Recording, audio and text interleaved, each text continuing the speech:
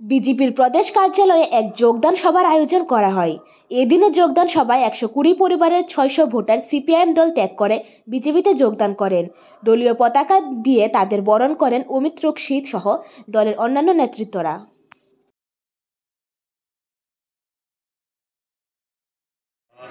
মূলত সবাই সিপিএম সমর্থক ছিল আজকের এই যোগদান সভায়। 120 পরিবারের প্রায় 600 ভোটার এবং রাজ্যের নানা খান থেকে এসছেন। ওনারা মূলত শ্রমিক, কেউ রাবার শ্রমিক, কেউ ই রিক্সা শ্রমিক, কেউ আছেন অঙ্গনওয়াড়ি কর্মী।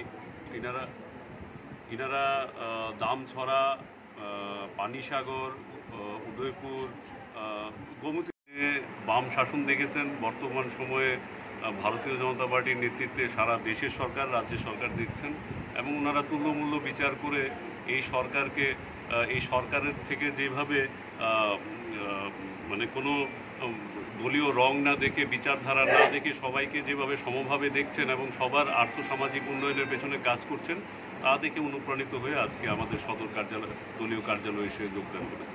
Bureau report, জনদর্পণ।